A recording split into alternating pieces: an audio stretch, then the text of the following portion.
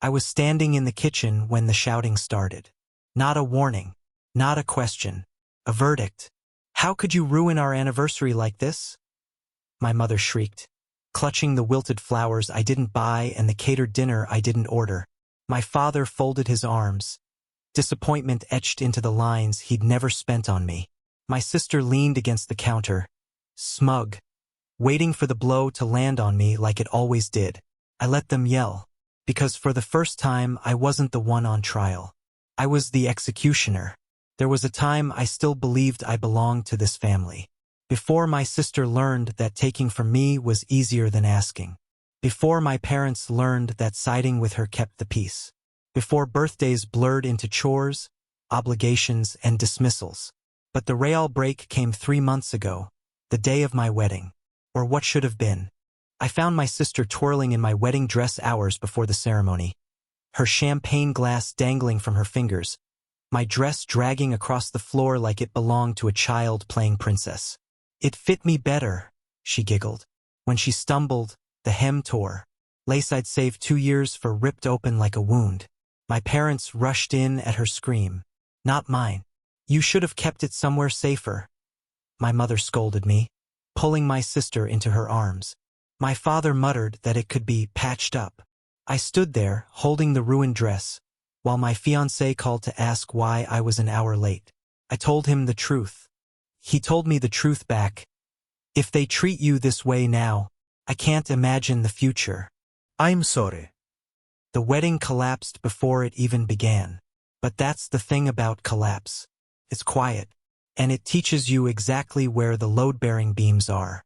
After the non-wedding, I watched them. I watched how my parents avoided the topic. How my sister flaunted new dresses with tags that matched my destroyed one's brand.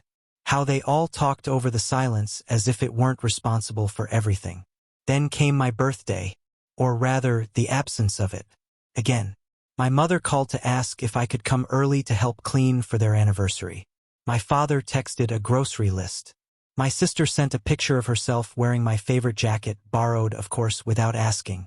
Not one of them remembered the date. The contrast was too sharp, too humiliating to ignore, so I didn't mourn. I observed, and when you observe long enough, patterns reveal themselves. My anger didn't roar. It refined. There's a clarity that comes after betrayal, a coldness that gives you precision. Revenge isn't about rage. It's about timing. I analyzed everything they valued. My parents valued control, especially over family appearances. My sister valued admiration, particularly from them. So I planned. Not grand gestures. Not violence. Just truth delivered like a scalpel. I offered to handle all the preparations for their anniversary. They agreed instantly. Gratitude wasn't even considered. I spent weeks gathering pieces, like a puzzle only I knew the picture to. Copies of receipts for the wedding dress I bought myself because my parents had too many bills. Screenshots of my sister bragging to her friends about ruining the bride's moment. A recording, thanks to a forgotten baby monitor, of my parents blaming me for not being mature enough to share. And the piece de resistance. The wedding venue contract I had paid the deposit on a loan, now transferred to a date I no longer needed. Refund, processed, into my account. Their surprise anniversary party funds?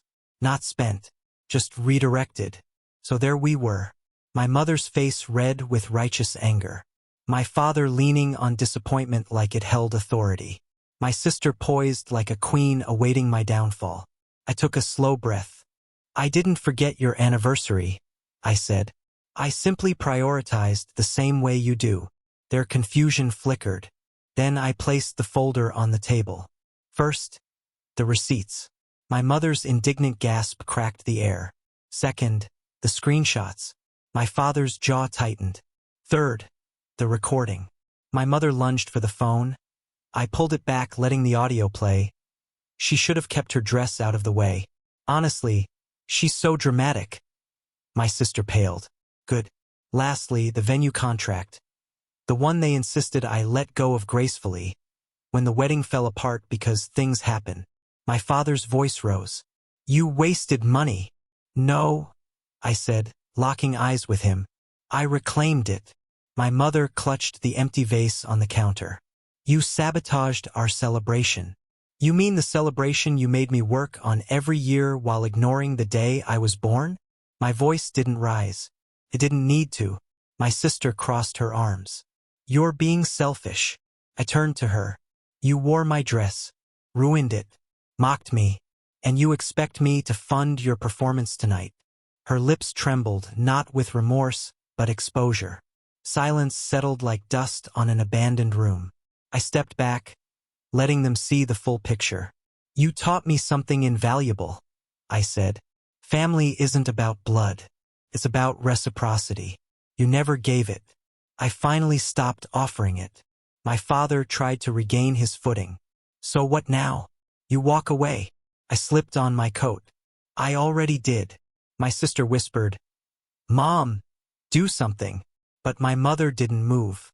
She just stared at the space where her authority used to be. I paused at the doorway. Oh, and before I forget, I added, Happy anniversary. I left them in the ruins they built. The night air outside felt different, cleaner. I didn't feel guilty, or sad, or empty, just free. Turns out revenge isn't loud. It's quiet, a steady, deliberate undoing. A mirror held up to those who refused to see themselves. They wanted a celebration. I gave them one, just not the kind they expected.